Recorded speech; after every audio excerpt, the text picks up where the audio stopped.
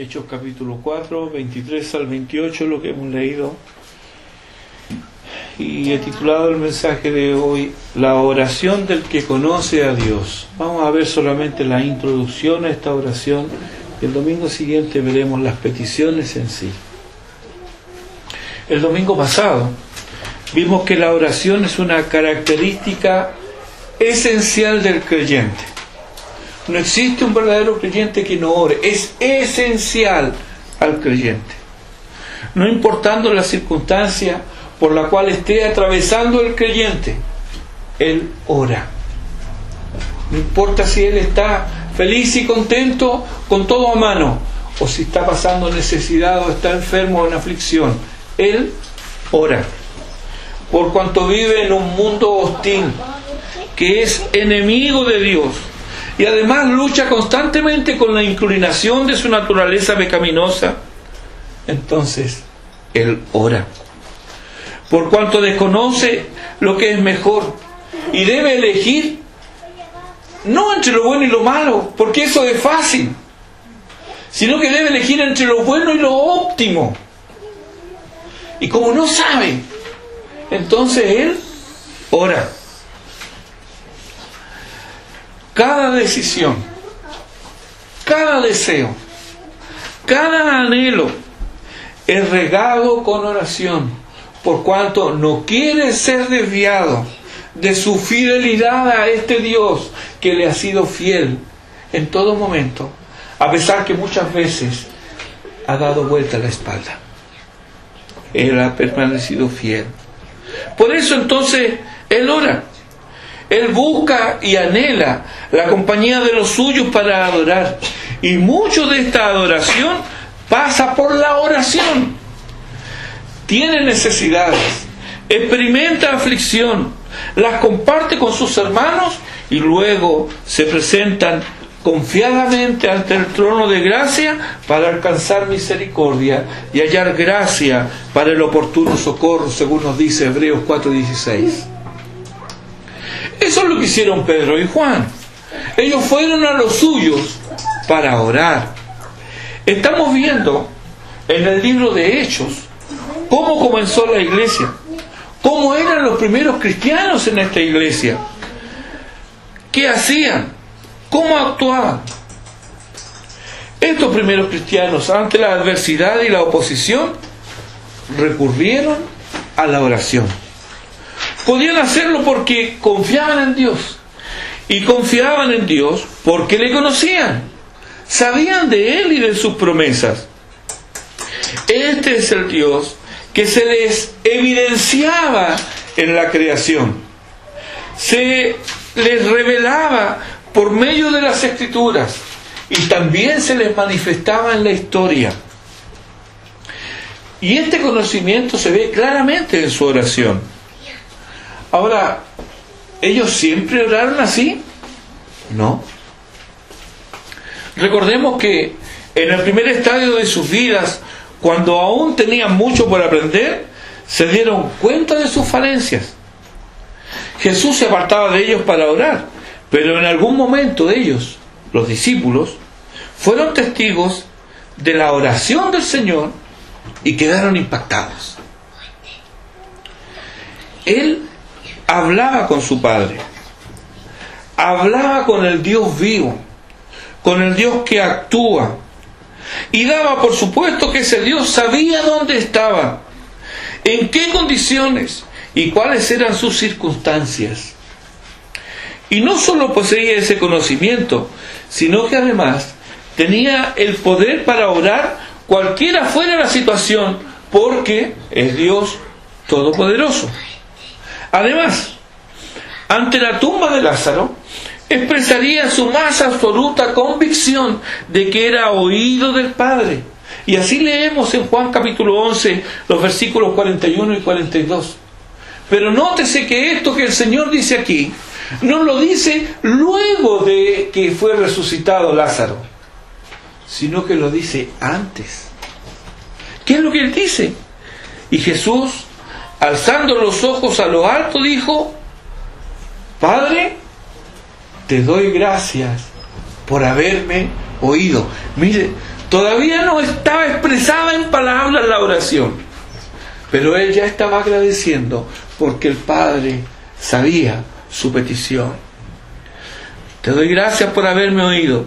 Y además dice lo siguiente: yo sabía que siempre me oyes.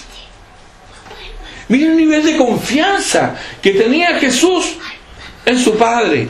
Por lo tanto, obviamente los discípulos, ellos oraban, pero al escuchar a Jesús, qué distinto era. Qué distinto era.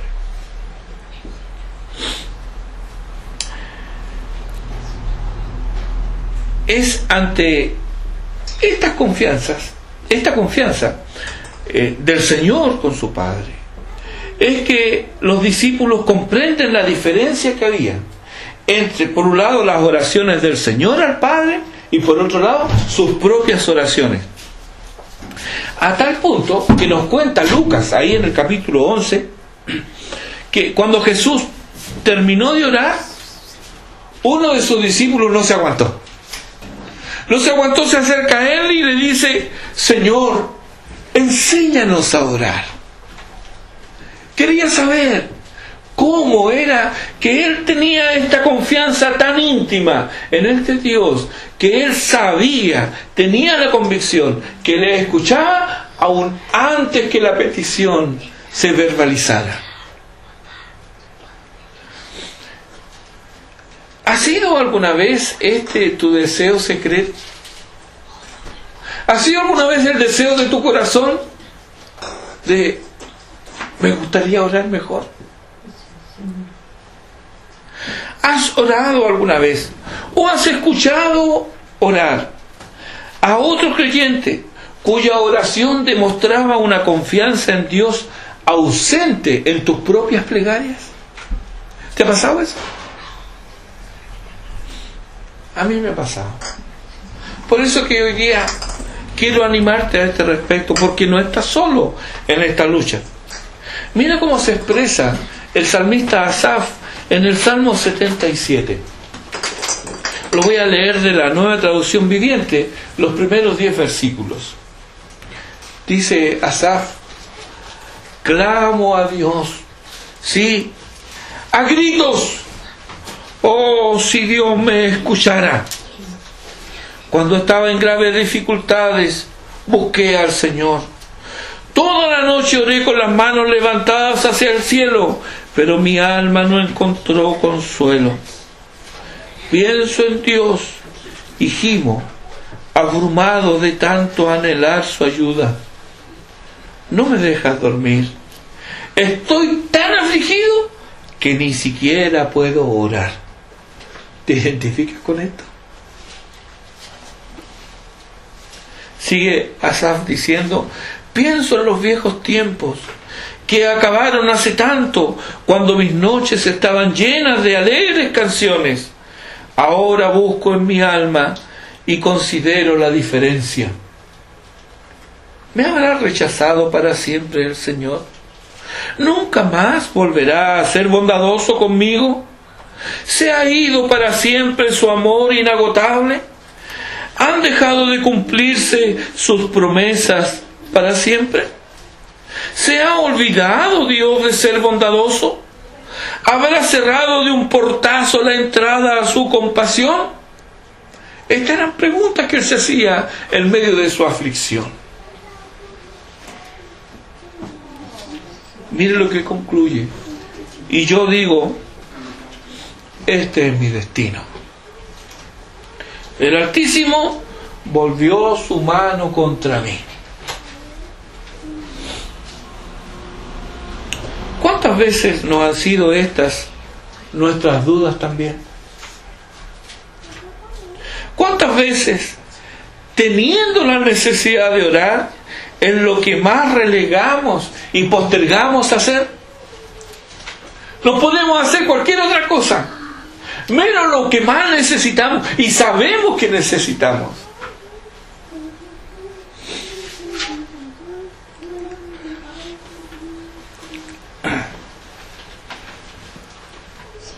¿Acaso, hermano, alguna vez no has escuchado el susurro en tu alma?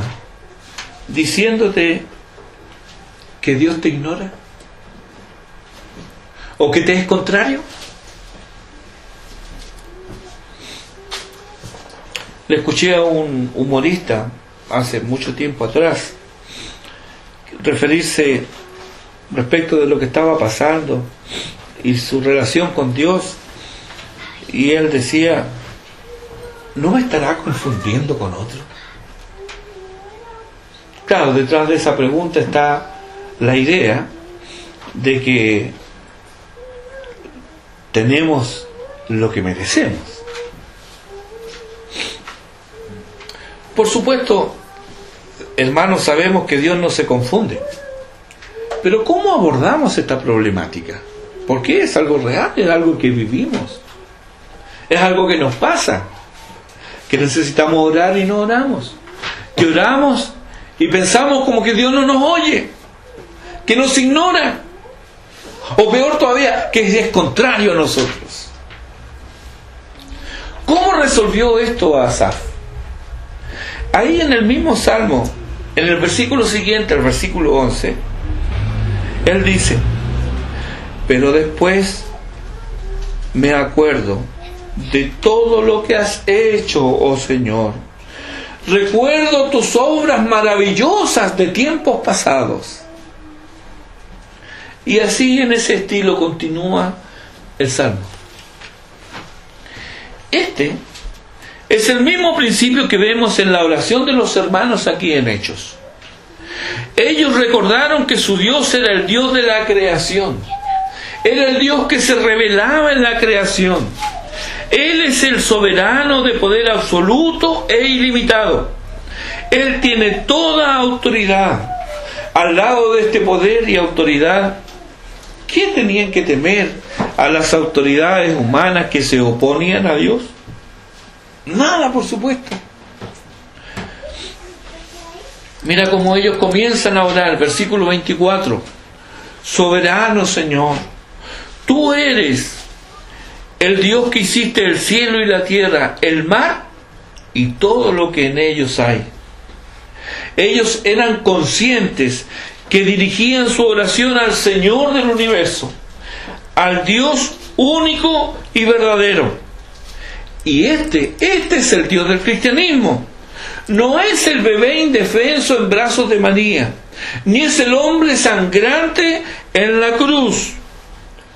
Presentarlo así, como un bebé indefenso, necesitado de la protección de su madre, o como un hombre que inspira lástima y compasión, es una falsificación del Dios verdadero. Fue un bebé, sí. Murió en el Calvario, también. Fue sepultado, pero se levantó de la tumba y está a la diestra de Dios. Y desde allí intercede por lo suyo y vendrá otra vez. Esto es lo que proclamamos. No una religión de procesiones, sino una relación con el Dios triuno. ¿Conoces a ese Dios? ¿Confías en Él? No importa lo que pueda suceder. Es cierto que ellos habían experimentado a Dios. Pero conocer a Dios no puede basarse solo en una experiencia, porque las experiencias por sí solas son poco confiables, son engañosas. Las experiencias deben sustentarse en la verdad que emana de la palabra de Dios. No podemos ni debemos divorciarlas de las Escrituras si queremos pisar terreno seguro. ¿Cómo entonces, según las Escrituras, podemos conocer a Dios? Podemos conocer a Dios en la naturaleza. Podemos ver su mano en la creación. Es esto lo que expresan estos hermanos aquí. Soberano Señor, tú eres el Dios que hiciste el cielo, la tierra, el mar y todo lo que en ellos hay. Ellos se remitieron al principio, Génesis 1:1. En el principio creó Dios los cielos y la tierra. El cristianismo no comienza con el Señor Jesucristo. El cristianismo comienza con el Dios creador. Si crees que el mundo evolucionó de la nada y por casualidad, que el azar y la suerte rigen la vida de los hombres, eres un ser digno de lástima. La Biblia nos enseña que este mundo fue hecho por un Dios todopoderoso, que está por sobre todas las cosas y es todo en todo, y es a Él a quien se debe atribuir toda gloria.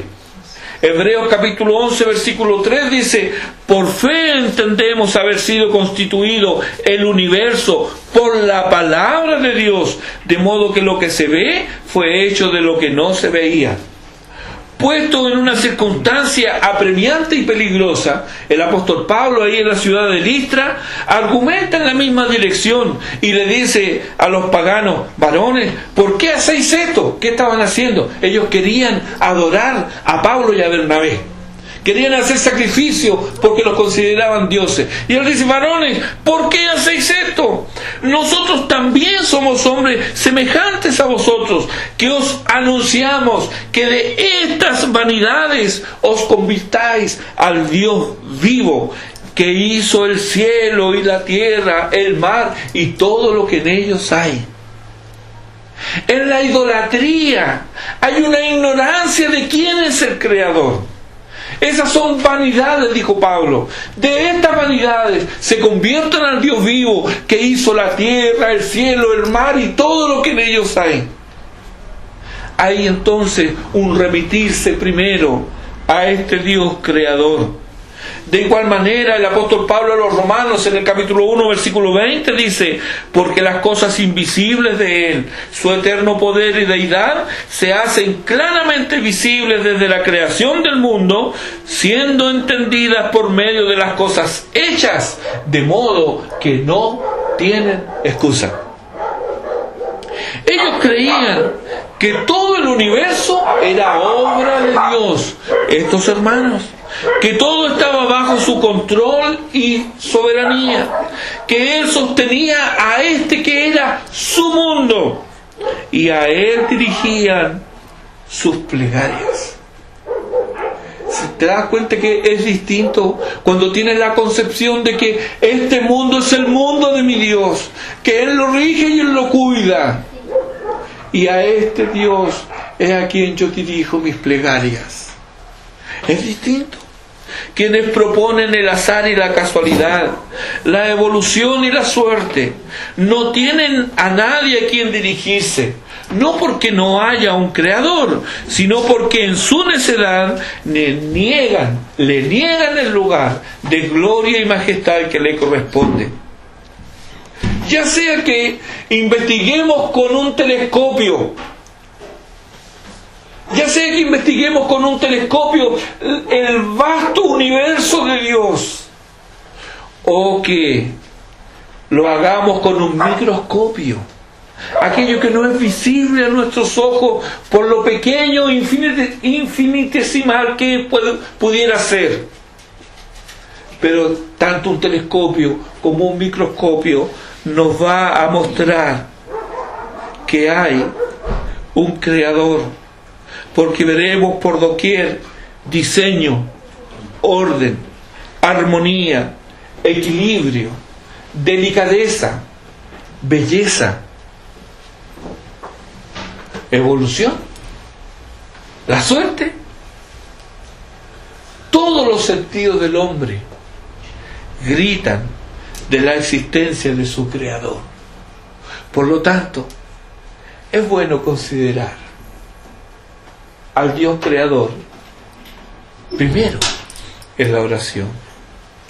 En segundo lugar, vemos que luego de hacer referencia al Dios creador, ahora se refieren a su revelación. Él dice, ellos oran: soberano Señor, tú eres el Dios que hiciste el cielo y la tierra, el mar y todo lo que en ellos hay. Versículo 25, que por boca de David tu siervo dijiste. Por boca de David tu siervo dijiste. Este Dios al que ellos dirigen sus plegarias no solo habla por medio de la creación, sino que también se revela en las Escrituras. Para quien no conoce a Dios, que abra sus ojos y que no cierre sus oídos, que escuche y admire la creación. Pronto encontrará que hay cosas que no comprende, que escapan a todo cálculo. Se sentirá como Job a partir del capítulo 38 de su libro. Será humillado por la vasta ignorancia, y también como Job en el capítulo 42 dirá: yo conozco que todo lo puedes y que no hay pensamiento que se esconda de ti. Y dice Job: yo hablaba lo que no entendía, cosas demasiado maravillosas para mí que yo no comprendía. Oye, te ruego y hablaré, te preguntaré y tú me enseñarás. De oídas te había oído, mas ahora mis ojos te ven. Por tanto me aborrezco y me arrepiento en polvo y ceniza. Cuando somos conscientes de nuestra ignorancia, nos acercamos a la Biblia con un corazón reverente, porque intuitivamente sabemos que es la palabra de Dios y es ella la que nos habla. Allí descubrimos algo más extraordinario todavía, que la profecía. Este género es único en el libro de Dios.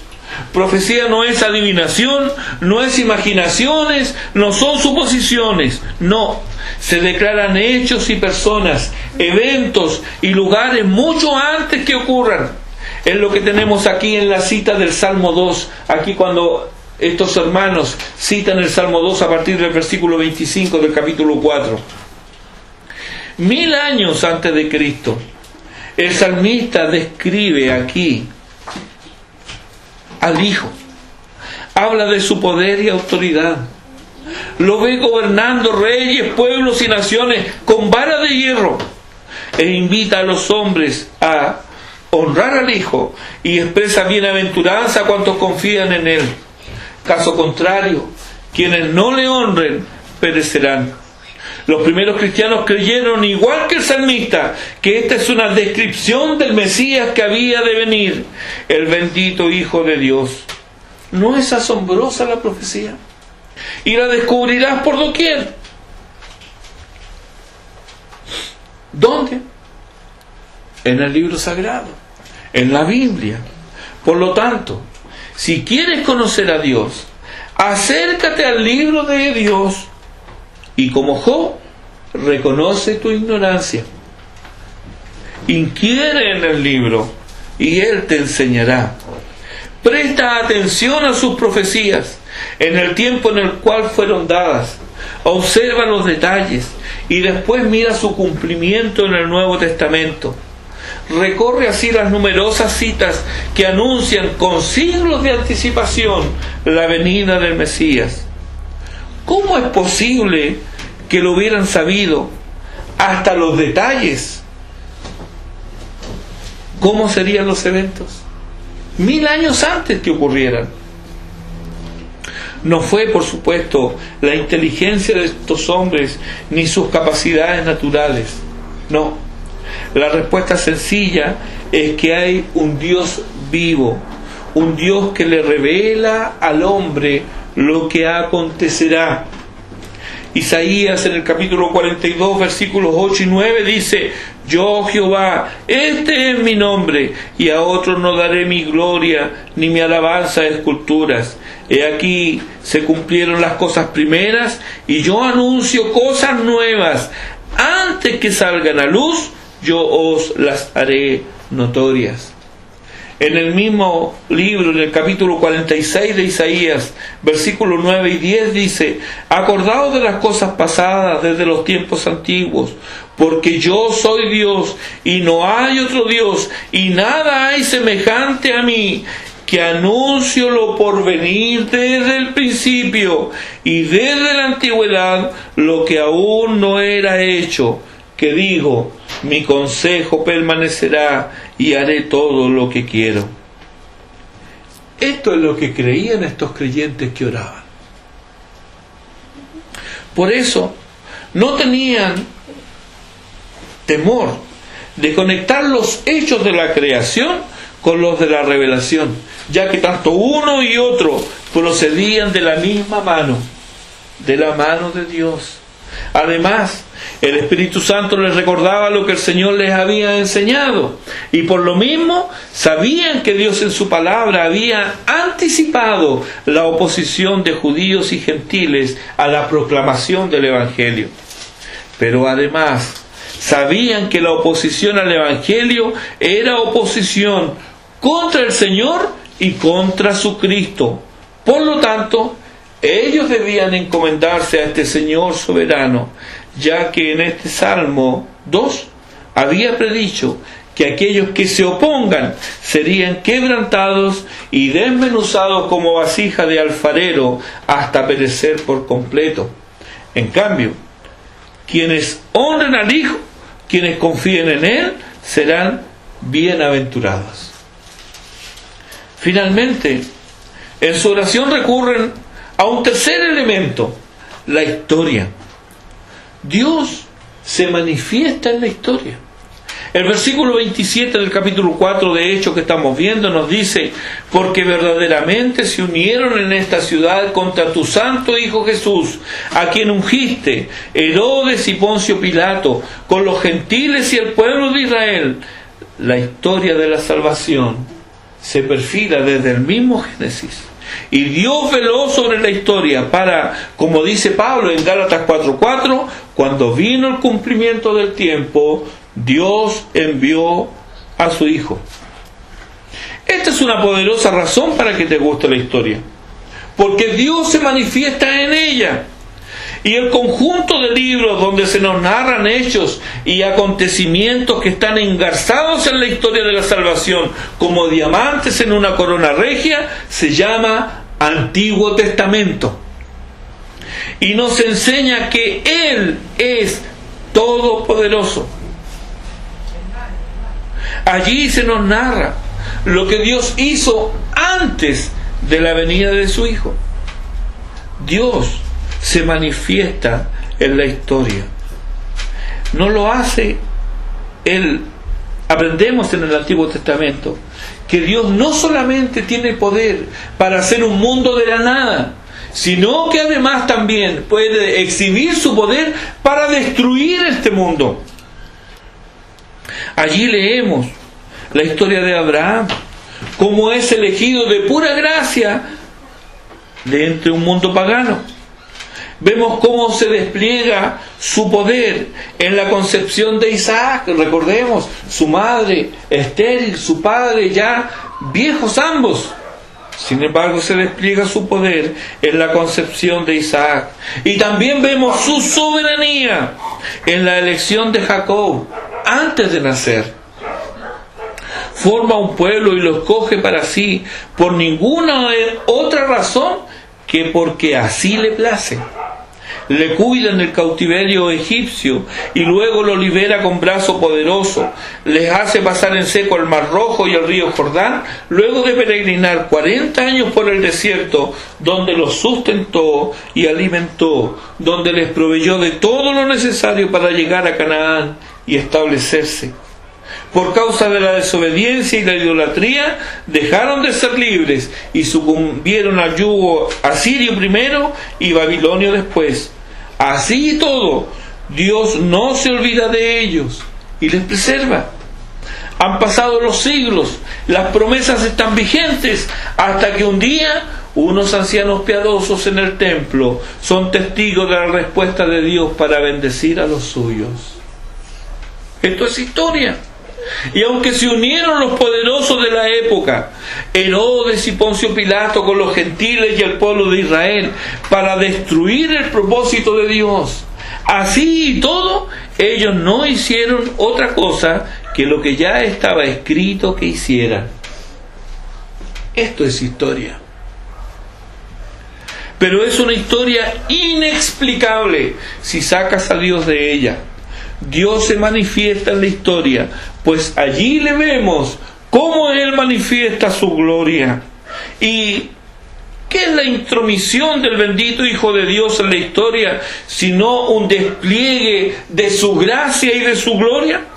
Sí, existen los Herodes, los Pilatos y las falsas religiones, pero ¿qué son ellos comparados con el Santo Hijo Jesús? Claro, se unirán contra él y contra los suyos, hombres corruptos de entendimiento, réprobos en cuanto a la fe, mas no irán más adelante. Avanzarán, sí, pero solo hasta la línea demarcada por Dios. Ellos sabían que el Dios que encerró con puertas el mar y le dijo: hasta aquí llegarás y no pasarás adelante, y ahí parará el orgullo de tus olas, es el mismo Dios que dijo: no te dejaré ni te desampararé.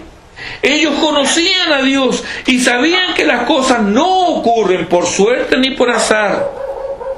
Hay quienes creen que los hombres pueden hacer lo que quieren, que nada ni nadie puede frustrar sus propósitos. Pero si esto fuera así, el hombre sería Dios. Y aunque hay algunos necios que creen así, no por ello deja de ser una locura que millones de hombres se consideren dioses.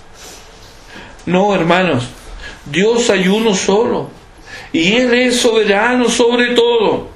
Satanás es un ser espiritual, pero no es divino, y a pesar de tener poder, no puede ejercerlo sin el previo conocimiento y autorización del Dios Trino.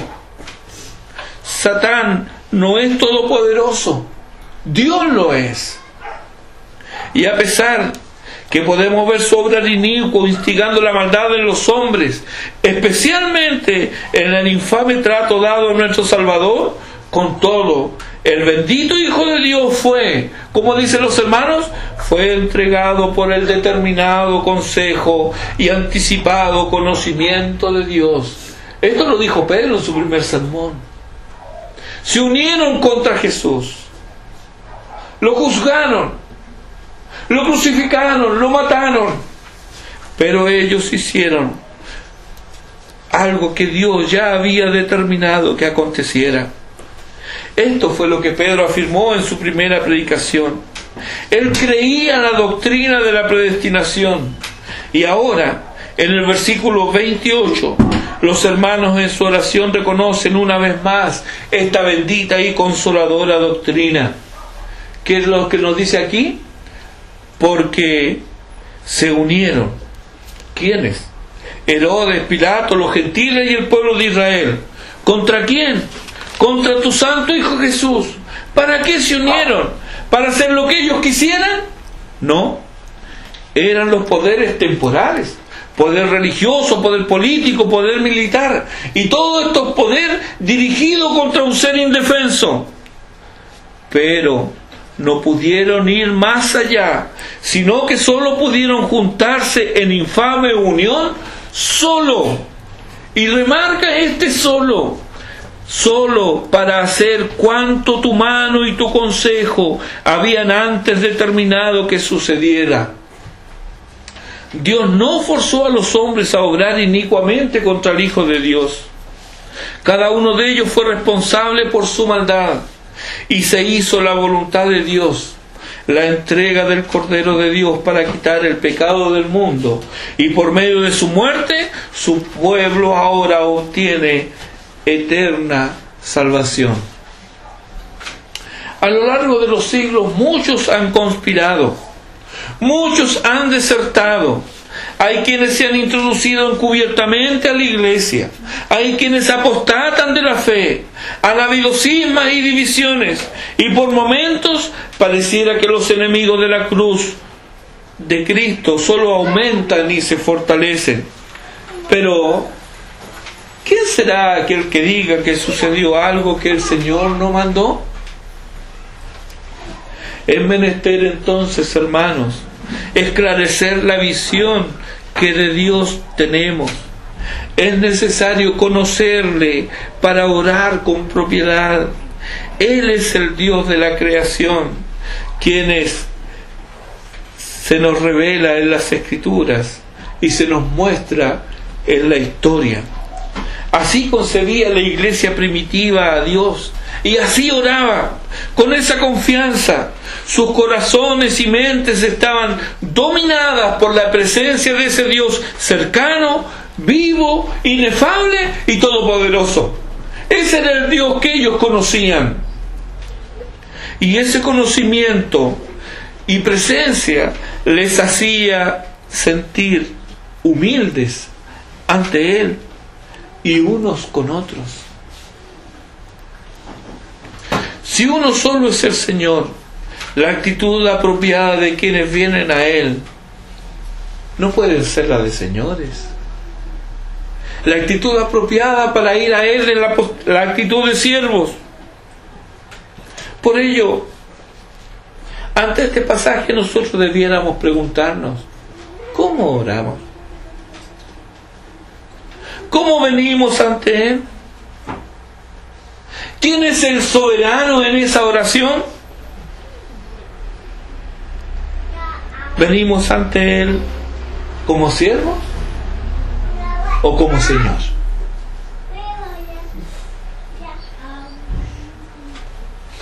Al disponerte a orar, entonces, ya que conoces a Dios, recuerda lo que tanto Santiago como Pedro dejaron escrito. Dios resiste a los soberbios y da gracia a los humildes. Y si no estamos trabajando en esta área de nuestra vida, es porque no conocemos a Dios. No tenemos una visión clara de quién es nuestro Dios. Él resiste a los soberbios. Y soberbio solamente puede ser alguien que desconoce o que ignora quién es este Dios que se revela en la creación, en las Escrituras y en la historia. Dios tenga misericordia de nosotros y nos bendiga. Haga resplandecer su rostro sobre nosotros para que sea conocido en nuestra tierra su camino y en todas las naciones la salvación del Señor. A Él sea la gloria. Oremos.